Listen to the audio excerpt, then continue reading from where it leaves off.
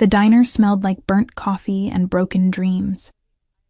I inhaled the familiar scent as I pushed through the glass door at exactly 5:47 a.m., 3 minutes before my shift started. The overhead fluorescent lights buzzed like dying insects, casting their sickly yellow glow over the cracked vinyl booths and scratched formica counters.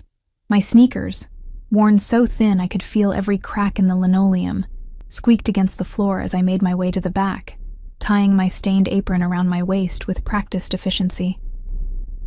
"You're early," Margie grunted from behind the register, not looking up from her crossword puzzle. Her cigarette-roughened voice scraped against the morning silence. "Traffic was light," I lied. The truth was, I'd left my apartment 40 minutes early because the landlord had been pounding on doors again, and I couldn't face him. Not today. Not when I was already $230 short on rent with only $18 left in my checking account until Friday's paycheck cleared. I grabbed the coffee pot and started my rounds, filling cups for the regulars who barely acknowledged my existence, the construction workers in booth 3, the taxi driver at the counter, the businessman who always left exactly 15%, calculated to the penny. I was invisible to them, just another part of the scenery, like the faded menu boards or the perpetually broken jukebox in the corner. The morning rush came and went in its usual blur of scrambled eggs, crispy bacon, and white toast. My feet ached. My lower back throbbed from standing. The small bandage on my left hand, where I'd burned myself yesterday on the grill, had started to peel at the edges. I kept moving because stopping meant thinking, and thinking meant remembering that my bank account was nearly empty, my car needed repairs I couldn't afford, and my mother's medication wasn't going to pay for itself. It was nearly noon when he walked in. I noticed the change in atmosphere before I saw him, the way conversation seemed to lower in volume, the way Margie's hand froze halfway to her coffee cup. The bell above the door chimed, and I turned, coffee pot still in hand. He stood in the doorway like he'd stepped out of a different world entirely. Everything about him spoke of money, the kind of wealth that didn't need to announce itself. His charcoal suit fit perfectly across broad shoulders, the fabric so fine it seemed to absorb light rather than reflect it. Dark hair, touched with silver at the temples, was swept back from a face that could have been carved from marble, sharp cheekbones, a jaw that looked like it had never softened for anyone, eyes so dark they appeared black in the diner's harsh lighting. But it wasn't just his appearance that made my breath catch, it was the way he moved, controlled, deliberate, like a predator who knew exactly how much space he occupied in the world. And behind him, through the glass door, I could see a black SUV idling at the curb, the silhouette of a driver visible through the tinted windshield. He chose a booth in the back corner. Not the one nearest the door, not the one by the window. The corner booth, where he could see both entrances and keep his back to the wall. I approached with my order pad, acutely aware of the coffee stain on my apron, the frayed hem of my uniform, the way my ponytail had started to come loose during the morning rush. "Coffee?" My voice came out steadier than I felt. He looked up, and for a moment those dark eyes fixed on me with an intensity that made my skin prickle. It wasn't the way men usually looked at me, with casual dismissal or uncomfortable hunger. This was different, assessing, calculating, like he could read every secret I'd ever kept just by looking at my face. "Black," he said. His voice was low, textured like expensive whiskey. "And whatever's good here." I almost laughed. Nothing was good here, but I nodded and scribbled something on my pad. "The meatloaf's fresh today, then I'll have that." I poured his coffee, hyper-aware of my trembling hands, praying I wouldn't spill. The cup clinked slightly against the saucer as I set it down. He didn't seem to notice, or if he did, he had the grace not to comment. As I turned to go, his phone rang. Not the cheerful chirp of a normal ringtone, but a sharp, business-like tone that made him tense almost imperceptibly. He answered in a language I didn't recognize. Italian, maybe, or something close to it. His voice, already commanding, took on an edge that sent a chill down my spine. I retreated to the kitchen, trying to shake off the unsettled feeling in my gut. "Who's the suit?" Margie asked when I clipped the order to the wheel. "No idea. But he's got a driver waiting outside." She peered through the service window, then quickly looked away. "Rich people slumming it. Probably saw us on some authentic experience food blog. She snorted. Just make sure he tips well. I brought out his meatloaf 20 minutes later. He'd been on his phone the entire time, speaking in that same clipped, authoritative tone.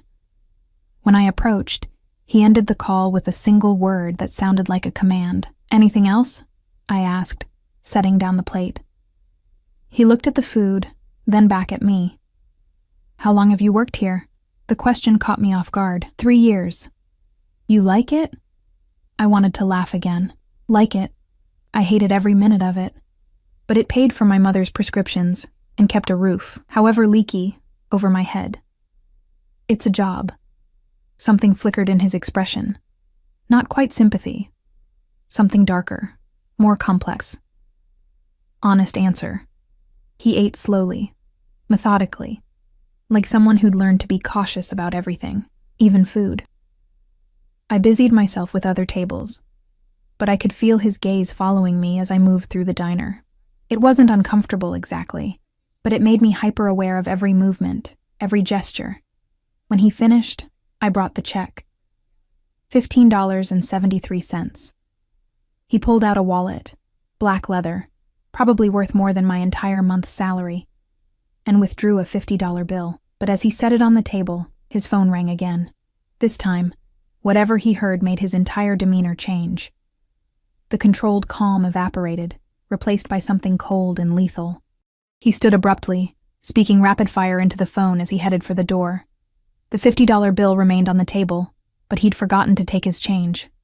"Sir," I called after him, grabbing the money. "Your change." He was already outside, climbing into the SUV. The driver had the door open, engine running. I could hear urgent voices, see other men in dark suits through the tinted windows. I did something stupid. I ran after him. "Sir, wait!" The SUV was already pulling away from the curb when I reached it, slapping my palm against the dark window. Through the tinted glass, I saw him turn, saw his eyes widen slightly in surprise. The vehicle stopped. The window rolled down halfway. "Your change," I said breathlessly, holding out the $34.27. "You left." "Keep it." His voice was distracted, urgent. Someone was shouting something in the background of the SUV. "I can't. It's too much." He looked at me like I was speaking a foreign language. Behind him, I could hear a man's voice, sharp and insistent. Something was very wrong. I could feel it in the air, in the tension radiating from the vehicle. "Please," I said, and I don't know why I added it. "Just take it back. I don't need charity." For 3 heartbeats, he stared at me. Then his hand reached through the window, not for the money, for my wrist. His grip was firm, warm, and sent an electric shock up my arm. "What's your name?" "Elena. Elena." He repeated it like he was memorizing it. "Keep the money and go back inside, now." There was something in his tone that brooked no argument, not a suggestion, an order.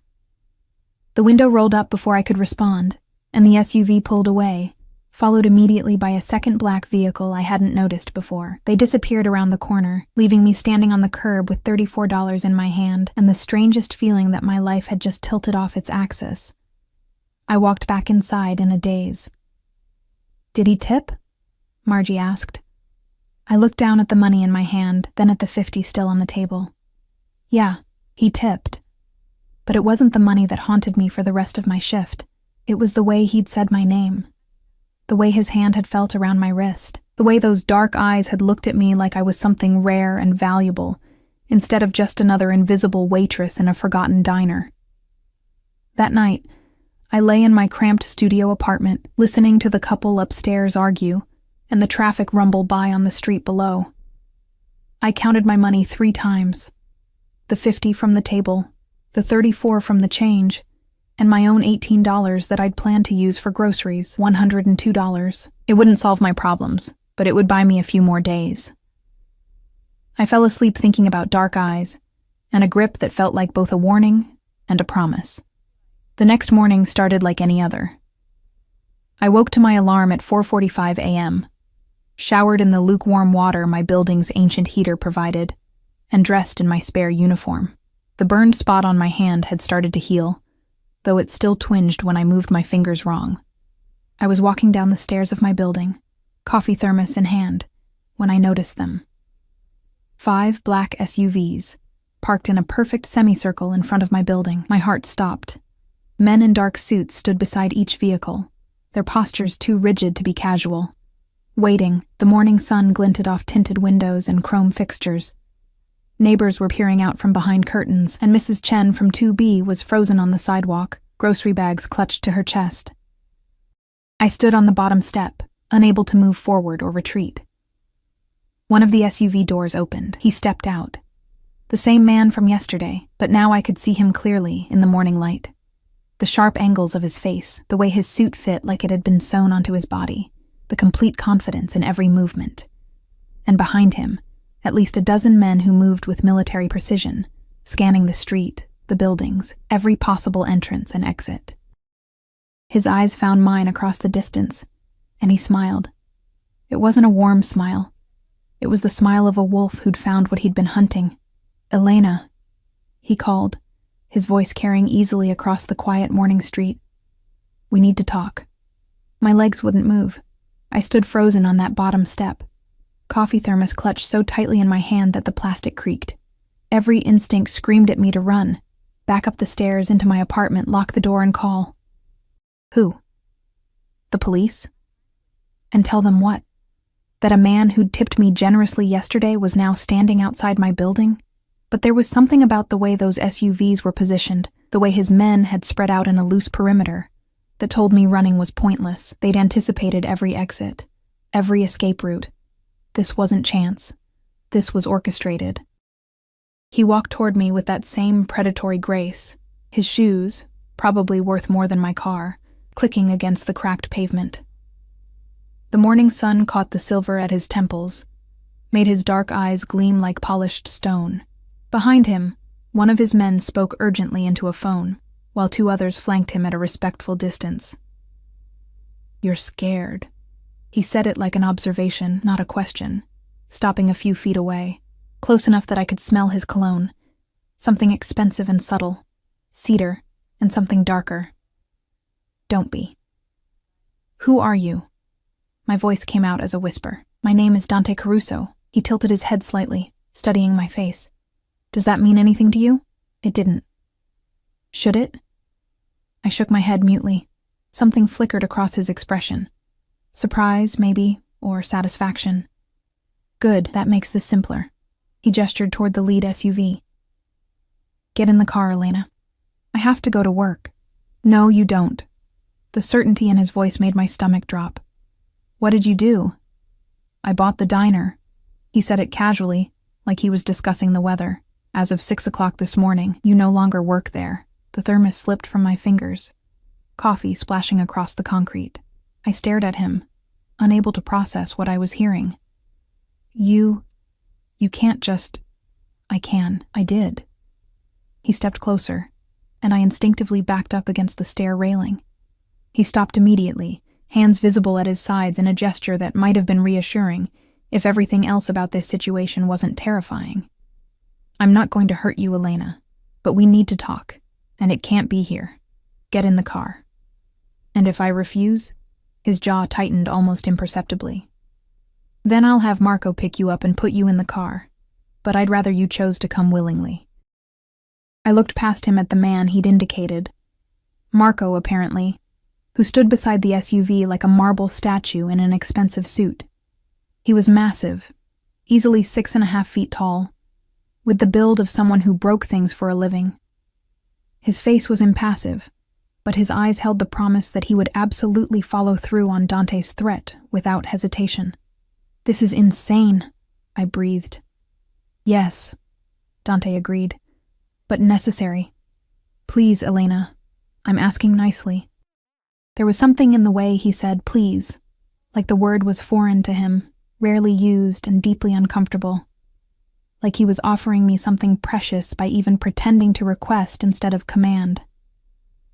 I thought about screaming, about Mrs. Chen, still frozen on the sidewalk, about my neighbors watching from their windows.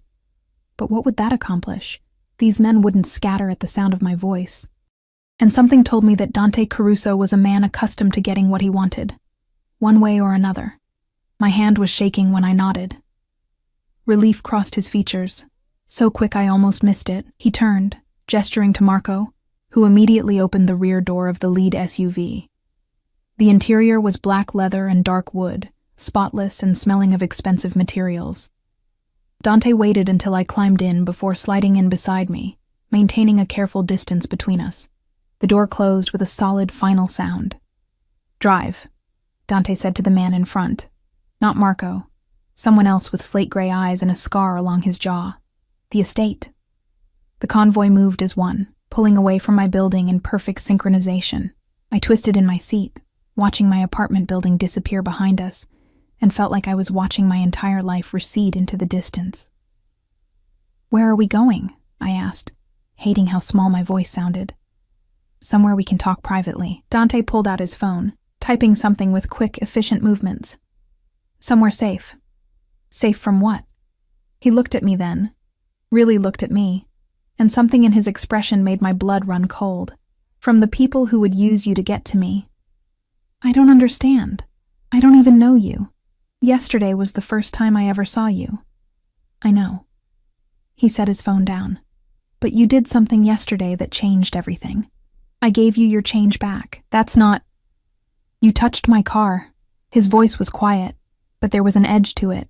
"You ran after me, into the street, and put your hand on my window, in front of witnesses, in front of security cameras, in front of people who would very much like to find a weakness in my armor." The weight of his words settled over me like ice water. I was just trying to be honest. "I know. That's the problem." He leaned back against the leather seat, his profile sharp against the tinted window. "Do you know what I do, Elena?" "No." "Good. Let's keep it that way for now." He was quiet for a moment, watching the city slide past outside. "What I can tell you is that I'm a man with enemies, powerful enemies, and this morning, 3 separate sources sent me the same security footage. You, running after my car, touching it. Me, stopping to talk to you." My hands twisted in my lap. "So? So now they think you matter to me." He turned to look at me again, and whether that's true or not doesn't matter. "The perception is enough. Which means you're in danger. This is crazy. I'm nobody. I'm just a waitress." "You were a waitress." His correction was gentle but firm. "Now you're someone who needs protection until I can fix this situation." The SUV turned onto a highway, accelerating smoothly. The other vehicles maintained their positions around us.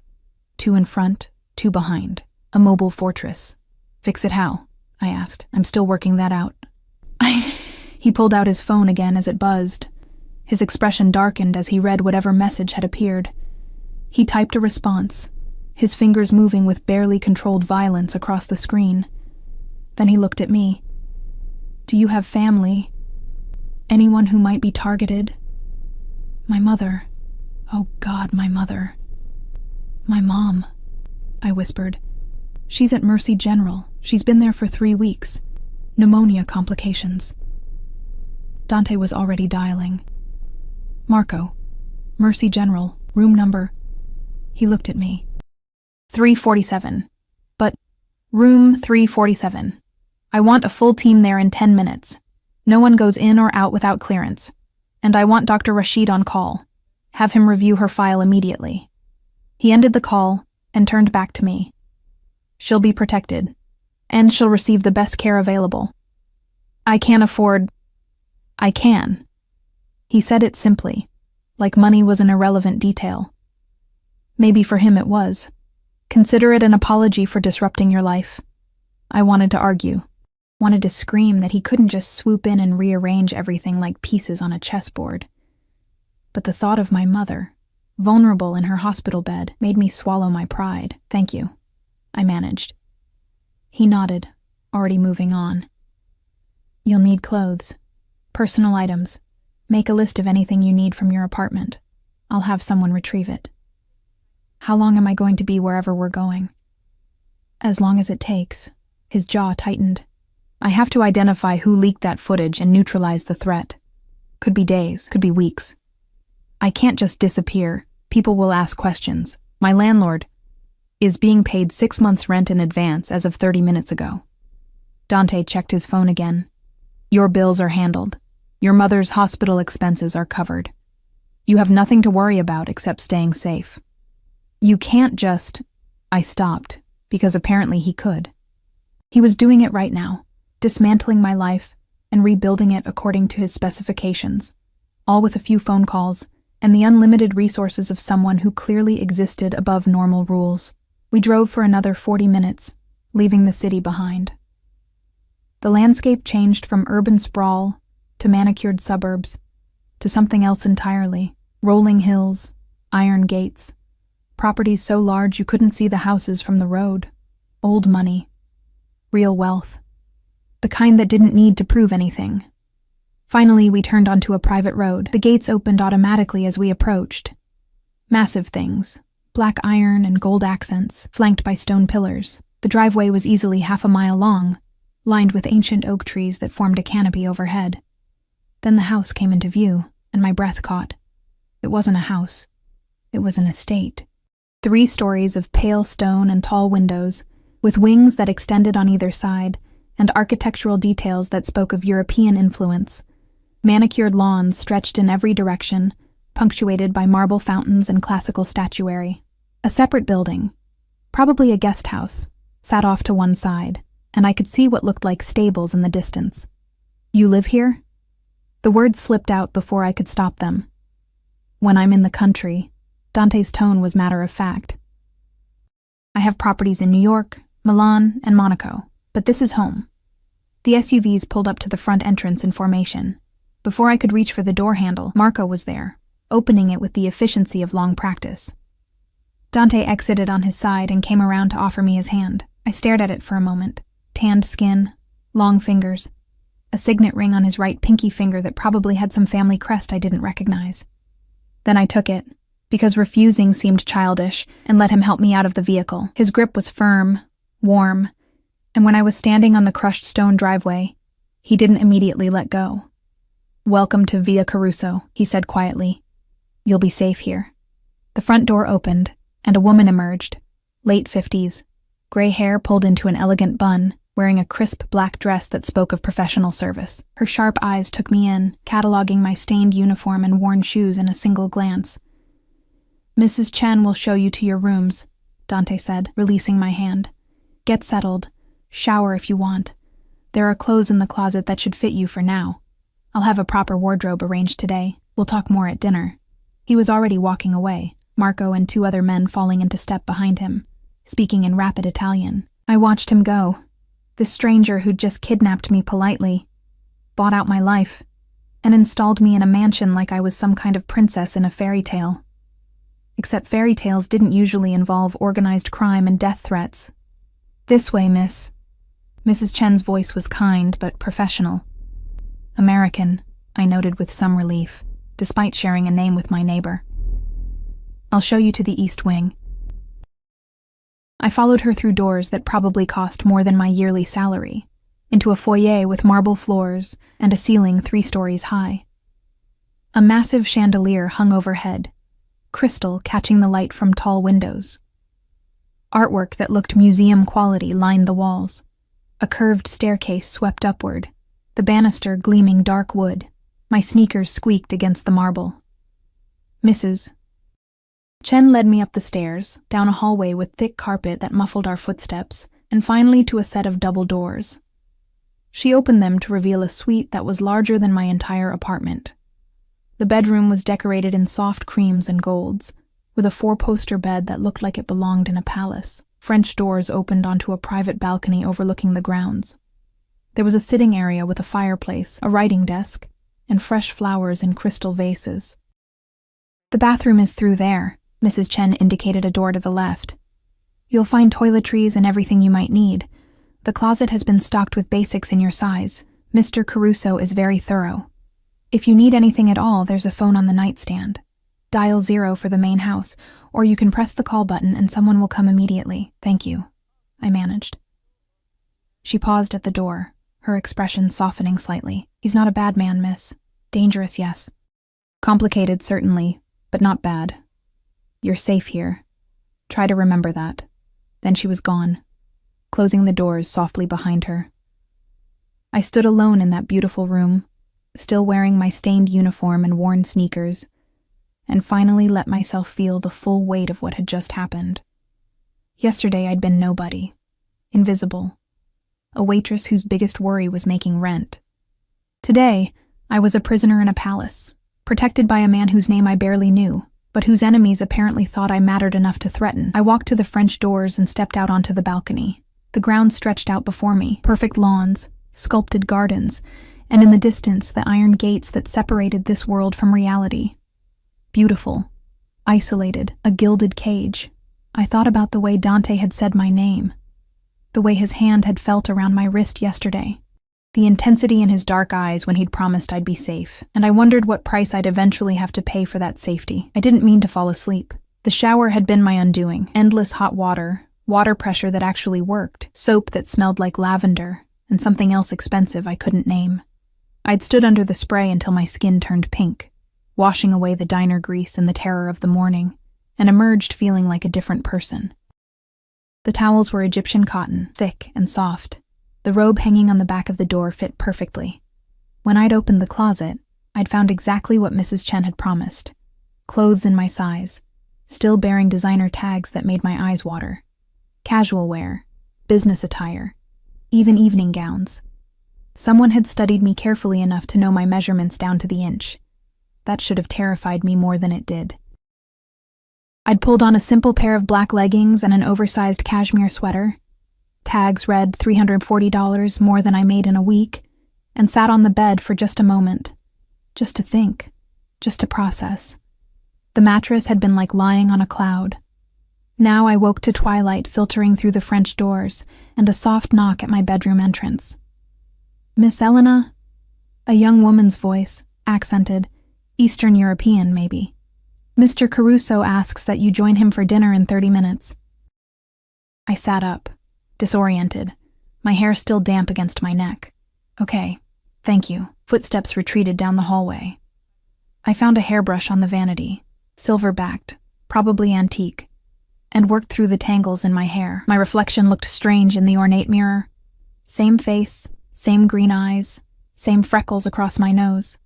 But the setting was all wrong. I didn't belong in this room, wearing these clothes, about to have dinner with a man who'd casually mentioned owning properties in 3 countries. The young woman, Katya, she introduced herself when I emerged, led me back through the labyrinth of hallways.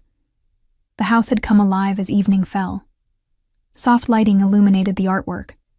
I could hear voices somewhere in the distance, speaking Italian. Through windows, I glimpsed the grounds transformed by landscape lighting, everything golden and surreal. Katya stopped at a door, knocked once, and opened it. The dining room was smaller than I had expected. Intimate, really, though the table could easily seat 12, but only 2 places were set. One at the head, and one to the right. Crystal gleamed in candlelight. More flowers, white roses this time, perfumed the air. Dante stood by the windows, phone pressed to his ear, speaking in rapid Italian that sounded like threats wrapped in silk. He'd changed into dark slacks and a white shirt, sleeves rolled to his elbows, revealing forearms corded with muscle, and what looked like the edge of a tattoo disappearing under the fabric. He saw me, and held up one finger. 1 minute. Then he said something sharp into the phone, and ended the call. "Elena." He gestured to the chair. "Please, sit. I hope you rested well." I didn't mean to sleep. I moved to the chair he'd indicated, hyper-aware of his proximity as he pulled it out for me. His cologne filled my senses again. Cedar and danger. "What time is it?" "Nearly 7. He took his seat at the head of the table, close enough that I could have reached out and touched him. "You needed the rest. It's been a stressful day." A door opened and staff appeared. 2 young men in crisp white jackets, carrying covered dishes. They served us with practiced efficiency. Roasted chicken with herbs, vegetables that looked like they'd come from a garden minutes ago, bread still warm from the oven, wine, red, expensive, poured into glasses that probably cost more than my security deposit. When we were alone again, Dante raised his glass slightly. 2 unexpected complications. I didn't drink. Is that what I am? A complication? The most interesting kind, he sipped, watching me over the rim. Your mother is doing better, by the way. Dr. Rashid examined her this afternoon. He's adjusting her medications and expects significant improvement within 48 hours. Relief flooded through me so intensely I had to blink back tears. Thank you. Really. I don't know how to— Don't thank me yet. He set down his glass. Eat, please. Mrs. Chen will be offended if you don't, and she's terrifying when she's offended. I picked up my fork, suddenly ravenous. The food was extraordinary, nothing like the greasy diner fare I was used to. Can I ask you something? You can ask. I may not answer. Why did you really come to the diner yesterday? His expression shifted, something dark moving behind his eyes. I was supposed to meet someone there, a contact who had information I needed. He never showed. What kind of information? The kind that gets people killed. He cut into his chicken with precise movements. Someone in my organization has been selling secrets. Locations, shipment details, security protocols. 3 of my men have died in the past month because someone told my enemies exactly where they'd be. The food turned to ash in my mouth. You think it's someone close to you. I know it is. The question is who? He was quiet for a moment, and I saw something bleak cross his features. My father built this organization on loyalty. Family first, always. I've tried to honor that. But someone has decided money matters more than blood. The contact who didn't show up was found dead in his apartment 2 hours after I left the diner. Someone got to him first. Dante's jaw tightened, and someone made sure there were cameras recording my every move yesterday, including you chasing after my car like I mattered to you. I was returning your change. I know, but perception is reality in my world, Elena. And now certain people believe you're important to me. Which makes you a target. Which means I'm responsible for keeping you alive. I set down my fork, appetite gone. How do you live like this? Always looking over your shoulder? Never trusting anyone? Carefully. He leaned back in his chair, studying me with that unnerving intensity. And alone, mostly. It's safer that way. That sounds lonely. Something flickered in his expression. Surprise, maybe. That I'd name it so plainly. It is. But loneliness doesn't kill you. Misplaced trust does. We ate in silence for a few minutes. I tried to process everything he'd told me, tried to reconcile the dangerous man he described with the one who'd made sure my mother received the best medical care, who'd bought me clothes and given me a palace room and was now sitting across from me looking almost human. Can I ask you something else? I ventured. A slight smile touched his lips. You're very bold for someone in your position. What position is that? Prisoner? Guest? Human shield? The smile widened, reaching his eyes for the first time. It transformed his face, made him look younger, less dangerous. Guest. Definitely guest. Prisoners don't get the East Wing. Where do prisoners get? The wine cellar. It's quite secure. Also cold. You'd hate it. He was teasing me, I realized. This man who ordered people around like chess pieces, who'd bought a diner without blinking, who lived surrounded by armed guards. He was teasing me. I'll try to stay on your good side then. Please do. The humor faded from his expression. What did you want to ask? The tattoo on your arm. What is it? He glanced down at his forearm, where the edge of dark ink was visible beneath his rolled sleeve. For a moment, I thought he wouldn't answer. Then he pushed the sleeve up higher, revealing an intricate design. A crow in flight, wings spread, carrying something in its talons that looked like a key. Family crest, he said quietly. Every Caruso male gets it on his 18th birthday. The crow represents wisdom and adaptability. The key represents the secrets we keep and the doors we can open. His fingers traced the design absently. My father gave me this, held my hand while the artist worked, even though I was trying not to show how much it hurt. There was something raw in his voice. Something that made me realize this wasn't just ink. It was identity. Legacy. Burden. He's gone? I asked softly. 5 years ago. Heart attack. Dante rolled his sleeve back down, the vulnerability disappearing with it. He was a hard man, but fair. Everyone feared him. But they also respected him. I've spent 5 years trying to fill shoes that were always too big. I think you're doing better than you realize. He looked at me sharply. What makes you say that? You bought a diner to protect a waitress you don't know. You're making sure my mother gets treatment she couldn't afford. You could have just hidden me somewhere, but instead you're trying to solve the actual problem. I met his gaze. A truly bad man wouldn't bother with any of that. For a long moment, he just stared at me. Then he reached across the table, his hand covering mine where it rested beside my plate. His skin was warm, his grip gentle but firm. You have no idea how dangerous I can be, Elena. Maybe not. But I know you could have hurt me a dozen times today, and you haven't. I know you keep your word. You said my mother would be safe, and she is. I know. I hesitated, then forged ahead. I know what it's like to be alone, even when you're surrounded by people, and I think maybe you do too. His thumb moved slowly across my knuckles, a gesture that sent electricity up my arm. His dark eyes had gone intense again, but different this time. Not calculating or assessing, something else. Something that made my breath catch. You should be afraid of me, he said quietly. I know, but I'm not. Not really. Not anymore. The dinner staff chose that moment to return, clearing plates and bringing dessert, tiramisu that looked like art on delicate china. Dante released my hand slowly, reluctantly, and the loss of his touch felt like cold water. We finished the meal making small talk. He asked about my mother, about my life before the diner, about the degree I'd started but never finished when the money ran out.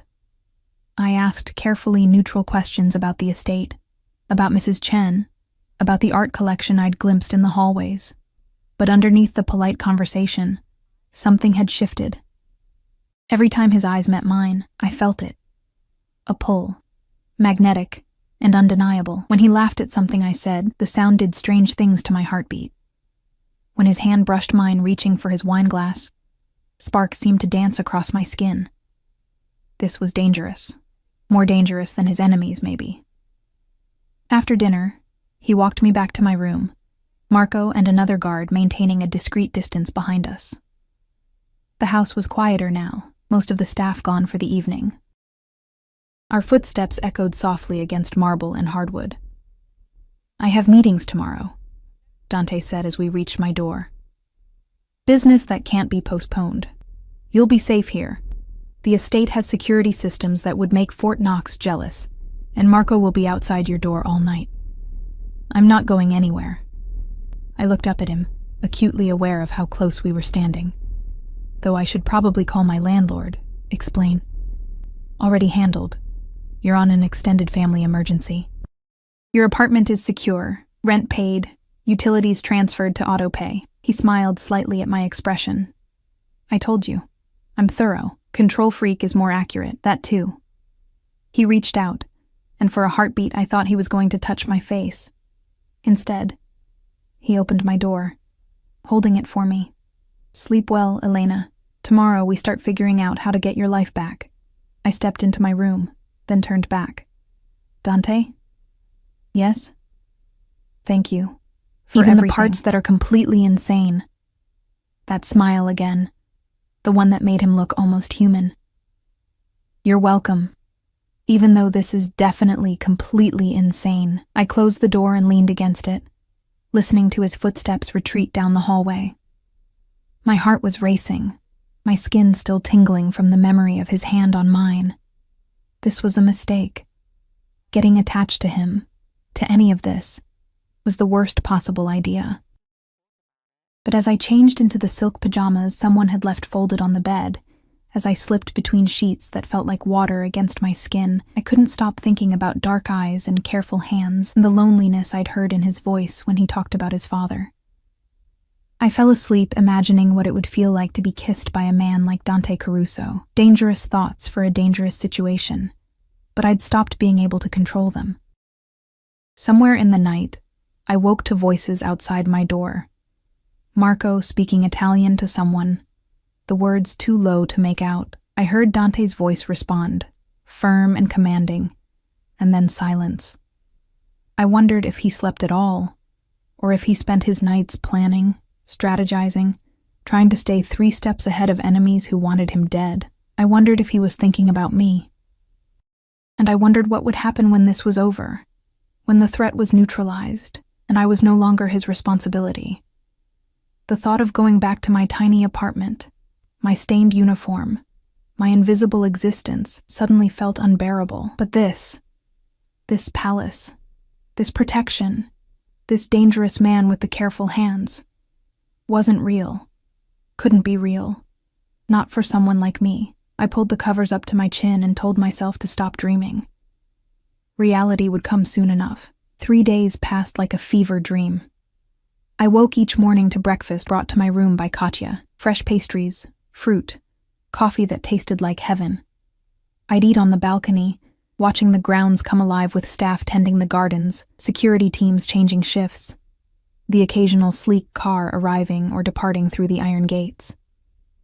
Dante was a ghost during daylight hours, gone before I woke, returning late.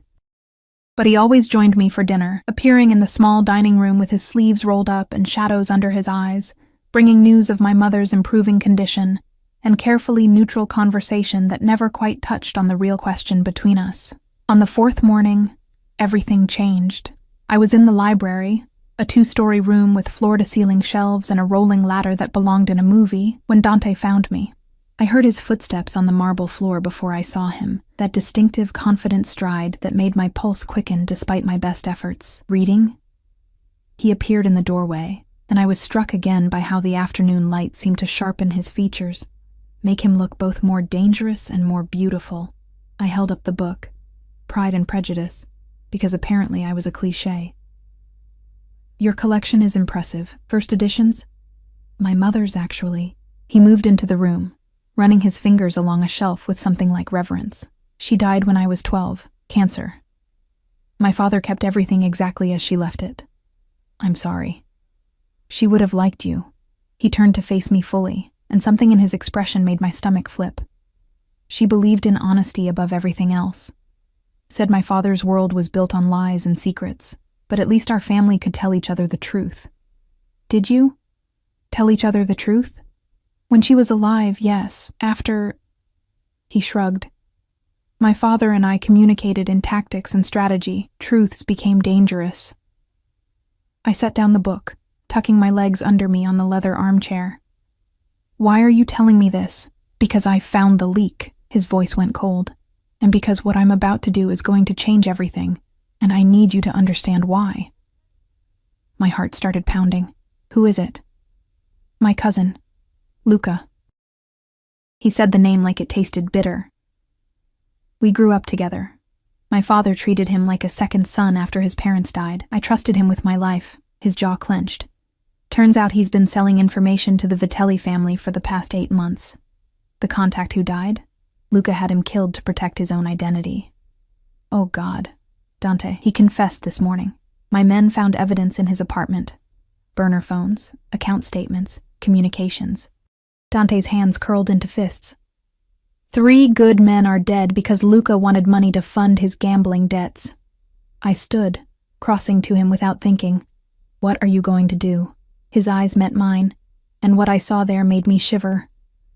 What my father would have done, what the rules demand. He betrayed the family. There's only one punishment for that. You're going to kill him. I have to. No hesitation.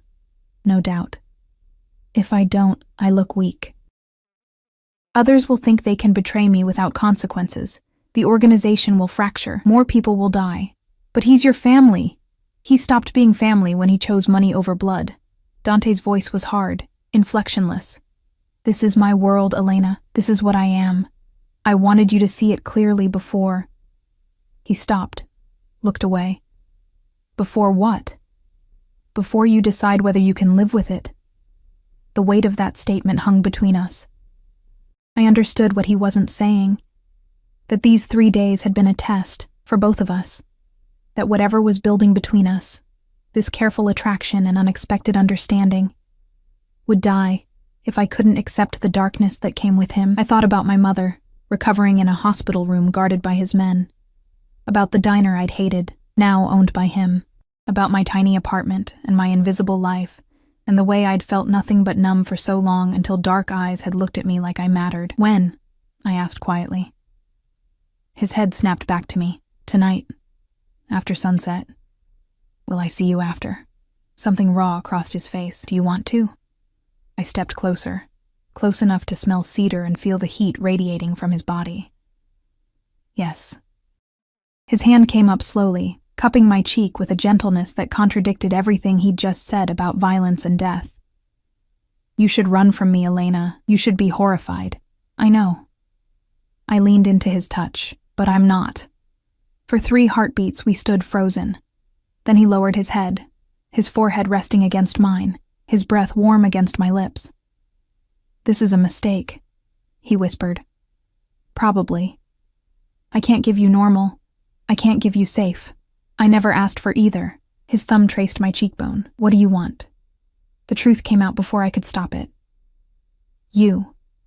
Whatever version of you is real, even the dark parts, maybe especially those. He pulled back just enough to look at me, and what I saw in his eyes made my knees weak. Desire, yes, but also something deeper, something that looked like salvation and damnation wrapped together. After tonight, he said, his voice rough, things can't go back to the way they were. Do you understand? If I do this, if I cross this line with you, I won't be able to let you go. Then don't. He kissed me like a drowning man finding air. His mouth was hot and demanding, one hand threading through my hair while the other pressed against my lower back, pulling me flush against him. I gasped, and he deepened the kiss, tasting like coffee and something darker. Something that should have terrified me, but instead made me press closer. My hands found his chest, feeling the rapid hammer of his heartbeat beneath expensive fabric. He made a sound low in his throat, almost a growl, and suddenly my back was against the bookshelf, first editions digging into my spine, and I didn't care, because his body was covering mine and his hands were everywhere, and nothing had ever felt more right. When we finally broke apart, both breathing hard, his eyes were nearly black. I have to go, he said, but he didn't move. I have to handle this. I know. Wait for me. Please. I'll come to you when it's done. I nodded, unable to speak past the emotion clogging my throat. He kissed me again, softer this time, almost reverent. Then he stepped back, straightening his clothes with hands that weren't quite steady. Lock your door tonight, he said. Don't open it for anyone but me. Then he was gone, and I was alone in the library, lips swollen and heart racing, wondering what I'd just agreed to. The afternoon stretched into evening. I tried to read, couldn't focus. Tried to nap, couldn't sleep. Finally, I showered and changed into one of the dresses from the closet. Simple, black, fitted. I didn't know why I was dressing up, maybe because I knew tonight would change everything. Katya brought dinner to my room. I'd asked not to eat alone in the dining room. She set up the tray with her usual efficiency, but her eyes were worried.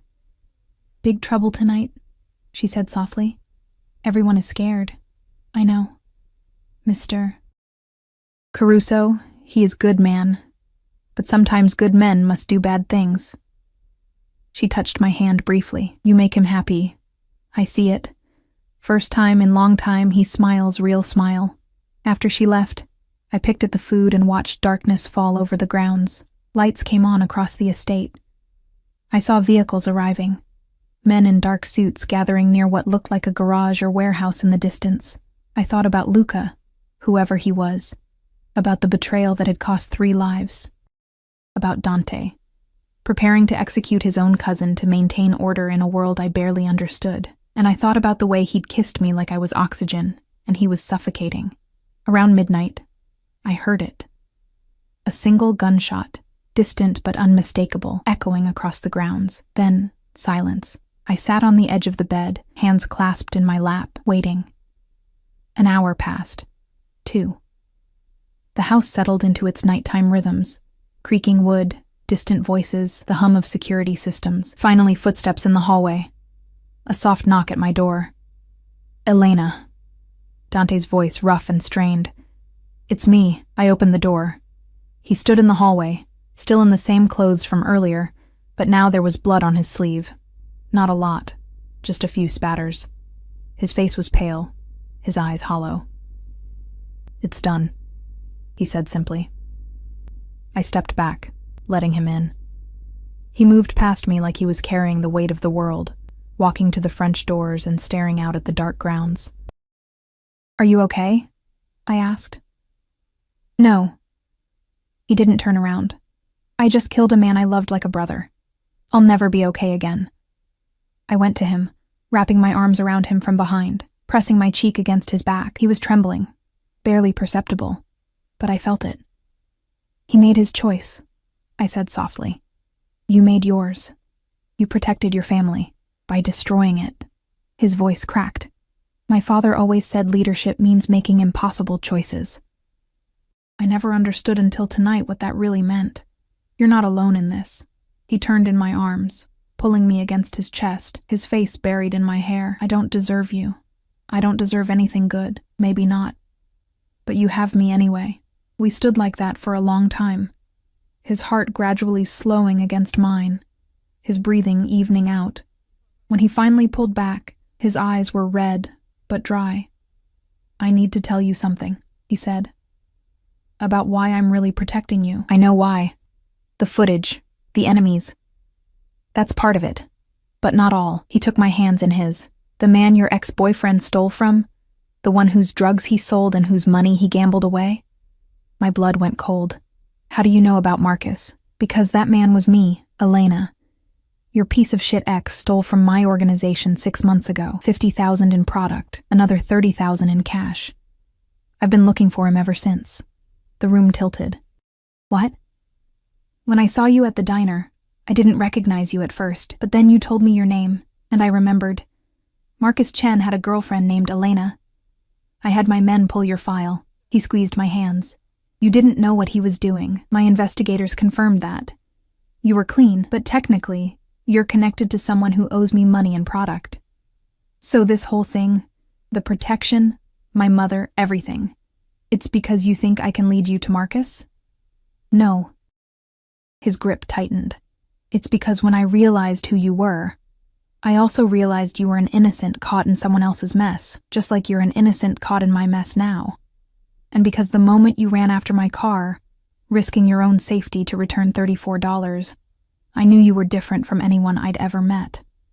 Where is Marcus now? Dead. My men found him in Atlantic City 2 months ago. He picked the wrong card game to cheat at." Dante's expression was grim, "But you didn't know that. And I didn't tell you because I was afraid you'd think that's the only reason I kept you here." I pulled my hands free, needing space to think. "Is it?" "No, Christ, no." He ran his hands through his hair, frustration and something like desperation in his eyes. "I kept you here because you're in danger. I bought the diner because I didn't want you going back to that life. I'm telling you the truth now, because I can't stand the idea of you not knowing everything. You should have told me sooner. I know, I'm sorry." He stepped closer but didn't touch me. "I'm telling you now. All of it. The truth about Marcus, about Luca, about what I am and what I do. You deserve to make your choice with full information. And what choice is that?" His jaw tightened. "Whether you stay or go. Whether you can accept me, knowing everything. Whether you can live in my world with all its darkness and blood and impossible choices." I looked at him. This man who'd killed tonight, who'd lied by omission, who lived in a palace surrounded by violence and danger. And I saw also the man who'd held my hand at dinner, who'd made sure my mother received the best care, who'd kissed me like I was precious and trembled in my arms when the weight of leadership became too much. "I'm not going anywhere," I said. Relief and something like anguish crossed his face. "Elena, I'm not naive, Dante. I know what you are. I know what this world is, and I'm choosing it anyway. I'm choosing you." He crossed the distance between us in 2 strides, cupping my face in both hands. "I will protect you with everything I have. I swear it. No one will ever hurt you. I know. And I will try.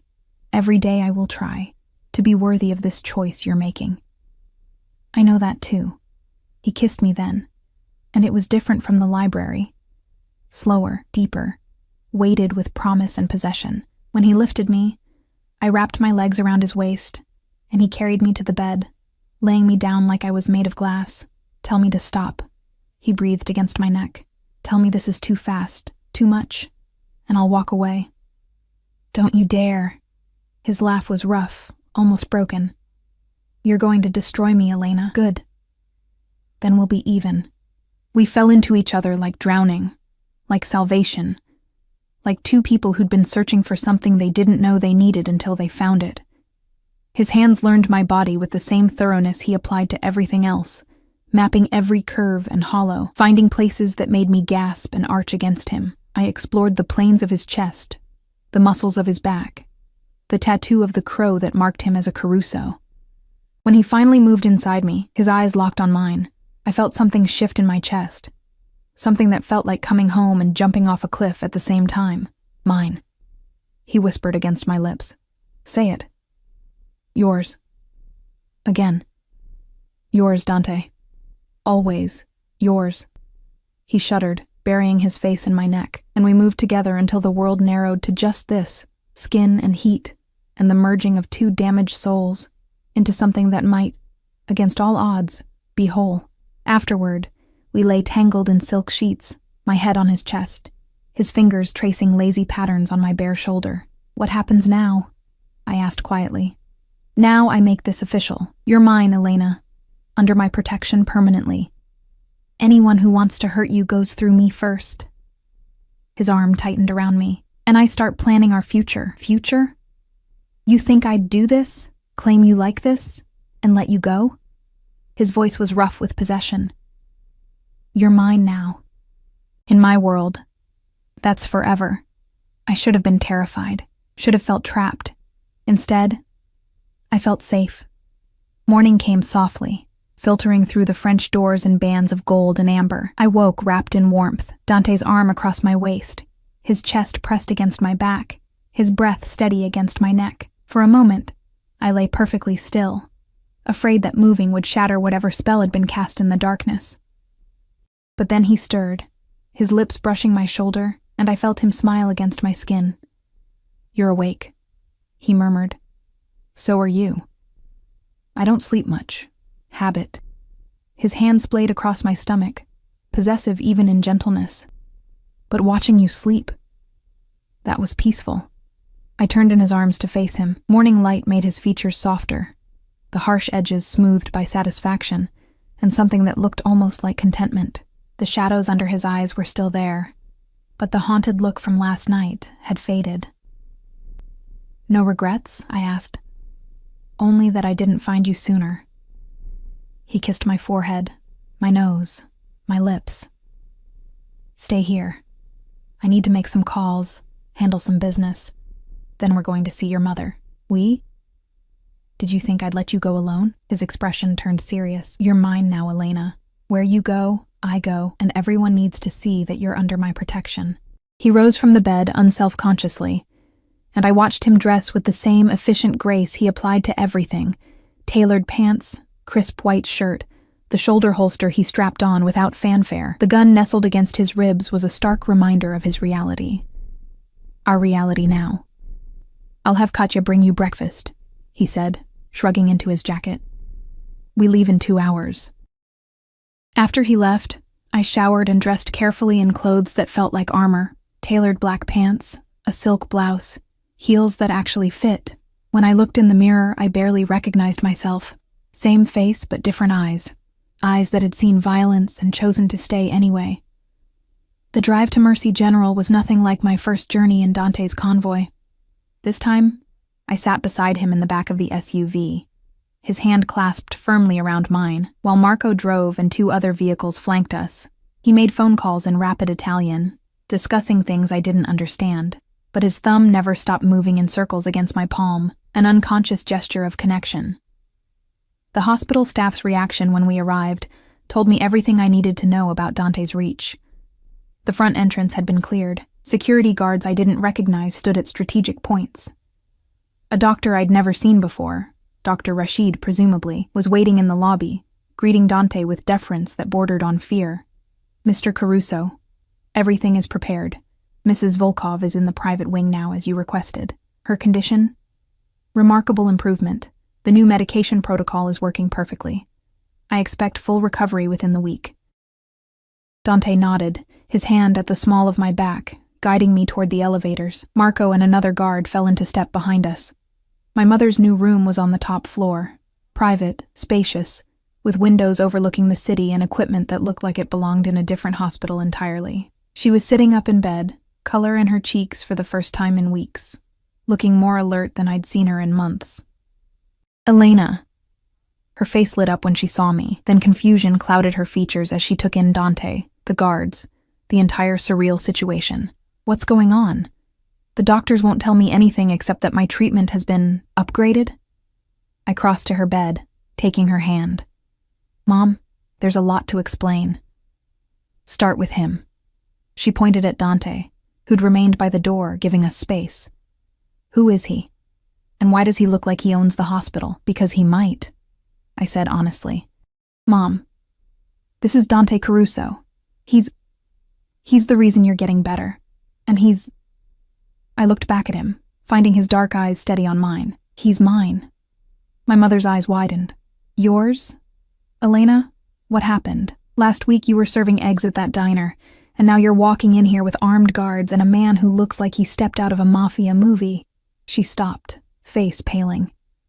"Oh, God. Please tell me he didn't step out of a Mafia movie." "I can't tell you that," I admitted. "But I can tell you he's kept me safe. He's taking care of you, and I trust him with my life." She studied Dante with the shrewd assessment that had helped her survive 40 years of bad choices and hard luck. "You hurt my daughter, and I don't care how many guards you have. I will find a way to make you suffer." Dante's lips twitched. "I believe you, Mrs. Volkov, and I give you my word. Elena's safety and happiness are my highest priority. See that it stays that way." She squeezed my hand.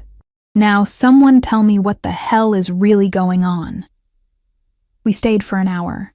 I explained as much as I could without terrifying her, leaving out Luca's execution, Marcus's connection, the real depth of danger I'd been in. Dante added details about her treatment plan, the security measures in place, the arrangements he'd made for her recovery and rehabilitation.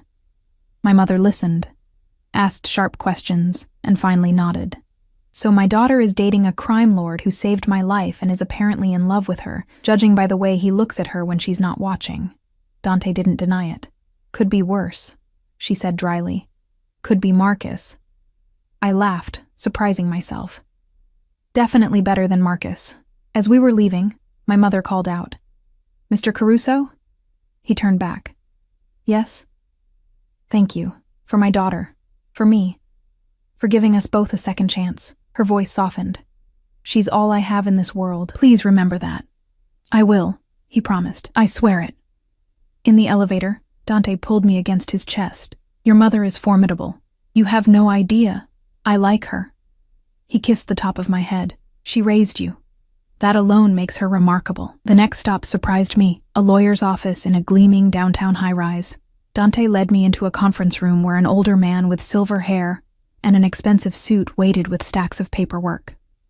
"Elena, this is Robert Chen, my attorney. Robert, this is Elena Volkov, He paused, and I saw him searching for the right word. "My future wife." The room spun. "What?" Dante turned to me, taking both my hands. "I told you last night. In my world, when I claim someone, it's forever. I want to make it legal, protected. I want everyone to know you're mine, and I'm yours. We've known each other less than a week." "I know, and I don't care." His grip tightened. "I've spent my entire life making calculated decisions, Elena. Safe choices, strategic moves. And what did it get me? A cousin who betrayed me, an organization full of people who fear me but don't trust me, a house full of beautiful things and absolute loneliness." His voice dropped. "And then you ran after my car for $34 and everything changed. You're the first real thing I've had in years. I'm not letting you go." Robert cleared his throat diplomatically. "Perhaps the young lady would like to review the prenuptial agreement first." "There is no prenup," Dante said flatly. "What's mine is hers, all of it." "Dante, that's insane," Robert started. "Non-negotiable." Dante's tone could have cut glass. "Draw up the papers. Marriage license, power of attorney, everything. I want her legally protected. If something happens to me, she gets everything. the estate, the businesses, the offshore accounts, all of it. I stared at him, trying to process what he was saying. You're serious. Completely. He cupped my face. Marry me, Elena. Not because you have to, not because I'm protecting you, but because in less than a week, you've become more important to me than anything else in this world. Because when I think about my future, you're in every part of it. Because, his voice roughened, because I love you, and I need you to know that if I die tomorrow, you'll be taken care of forever. Tears blurred my vision. That's the most romantic and terrifying proposal I've ever heard. Is that a yes? I thought about my tiny apartment, and my stained uniform, and the numbness that had defined my existence for so long. I thought about dark eyes and careful hands, and the way he'd trembled in my arms when the weight of his choices became too heavy. I thought about passion and danger, and the kind of love that didn't make sense, but felt more real than anything I'd ever known. Yes, I whispered. Yes, I'll marry you. He kissed me like he was sealing a contract written in blood and promises. And maybe he was. The next 3 weeks passed in a blur of preparation. Dante had been right about one thing. Once I was publicly identified as his, the threats evaporated. His enemies understood that touching me meant war with the Caruso family, and apparently, that was a war no one wanted. My mother was released from the hospital, stronger than she'd been in years, and moved into a guest house on the estate. She and Mrs. Chen became unlikely friends, bonding over their shared exasperation with Dante's overprotective tendencies. The wedding was small, immediate family only, which for Dante meant the key members of his organization. I wore a dress that cost more than a car, simple white silk that made me feel like a princess. Dante wore a tuxedo that fit him like sin, and when he saw me walking down the aisle of the estate's private chapel, I saw his composure crack just for a moment, just enough to show me the man beneath the armor. We exchanged vows in Italian and English, rings that bore the Caruso crest, and a kiss that promised forever. The reception was elegant chaos.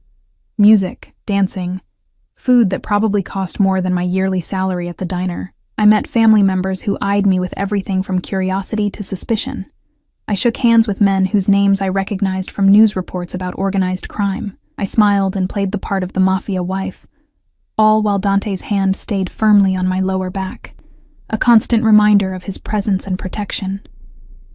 Late in the evening, he pulled me away from the party, leading me through darkened hallways to his study.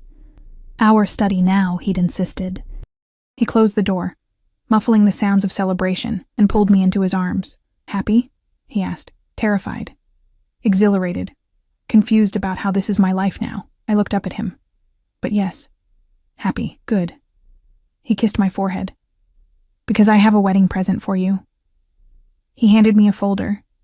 Inside were property deeds, business licenses, and a photograph of the diner, my diner, the one where we'd met. I'm signing it over to you, Dante said. Full ownership. Do whatever you want with it. Renovate it, sell it, turn it into something new. But it's yours. Your choice. Your independence. Fresh tears stung my eyes. You're giving me the diner? I'm giving you options. I never want you to feel trapped, Elena. Not by me. Not by this life. You chose to stay, but I need you to know you can always choose differently. I won't. Maybe not. But knowing you could, that makes your choice to stay mean everything. He pulled out another document, and this is for your mother, a trust fund, medical care for life, living expenses, everything she needs. She's family now. We take care of family. I couldn't speak past the emotion clogging my throat, so I kissed him instead, pouring every ounce of love and gratitude and wonder into it. When we finally rejoined the party, I felt different, not just married, but transformed. The invisible waitress was gone. In her place was someone new, someone who'd chosen danger and passion, and a love that defied logic. Someone who belonged. Months passed. I learned the rhythms of Dante's world, the late-night phone calls, the security protocols, the careful dance of power and diplomacy. I learned which families were allies and which were rivals. I learned to shoot, because Dante insisted, and discovered I had a natural aim that made Marco grudgingly impressed. I also learned about the legitimate businesses, the real estate holdings, the investment portfolios, the charitable foundations. Dante had been slowly transitioning the organization away from its criminal roots, building something that could be passed down to future generations without the constant threat of violence. "My father's world is dying," he told me one night as we lay in bed, my head on his chest. "The old ways don't work anymore. I want to build something different, something our children won't be ashamed of." "Children?" I raised my head to look at him. His hand moved to my still flat stomach, possessive and tender. "Someday, when things are safer, when I've finished what I started." He met my eyes. "Would you want that? Children, a family? With you?" "Yes." 2 years later, I stood in the same private chapel, holding our daughter, Sophia, named for Dante's mother.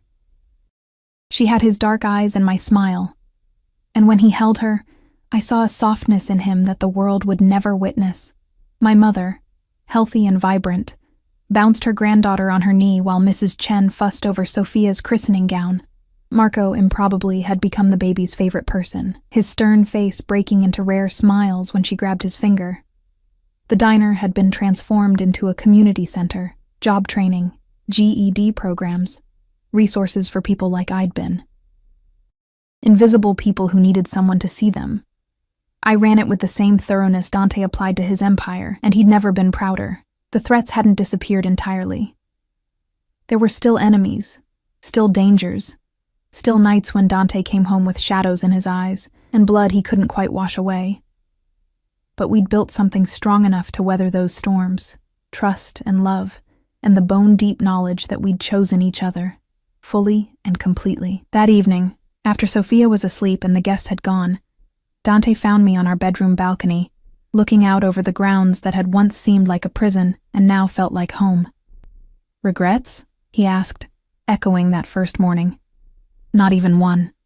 He wrapped his arms around me from behind, and we stood there as darkness fell over the estate, over our life, over the future we were building together. I thought about the girl I'd been, tired, invisible, serving coffee to people who never saw her. I thought about $18 in my checking account, and the desperation that had made returning $34 seem like a moral imperative. I thought about how a single choice, running after a stranger's car, had changed absolutely everything. "Thank you," I whispered. "For what?" "For seeing me. For choosing me. For giving me a life I never imagined I could have." He turned me in his arms, his dark eyes soft with the love he no longer bothered to hide. "You gave me something far more valuable, Elena. You gave me a reason to be better than what I was. A reason to build instead of destroy. A reason to believe that men like me can have something good. You were always good, Dante. You just needed someone to remind you." He kissed me as the first stars appeared overhead, and I tasted promise and passion and the kind of love that only comes from choosing each other every single day, despite the darkness, despite the danger, despite every logical reason to walk away. We'd built something extraordinary from $18 and a moment of honesty, an empire of love in a world of shadows, and I wouldn't trade it for anything. Years later, when Sophia was old enough to ask how Mommy and Daddy met, I'd tell her a fairy tale about a princess working in disguise and a king who'd forgotten how to see beauty and how one small act of kindness had saved them both. I'd tell her about the power of choosing love even when it's dangerous, about staying even when leaving would be easier, about finding home in the most unexpected places. And someday, when she was older, I'd tell her the whole truth about the SUVs and the threats and the impossible choice I'd made to stay, about her father's world of shadows and power, and how love had been the light that guided us through it. But tonight, with Dante's arms around me and our daughter sleeping peacefully in her nursery, guarded by men who would die to protect her, I simply stood in the moment, grateful, transformed, home. The invisible waitress and the Mafia king, bound together by fate and choice and a love that had bloomed in the darkness.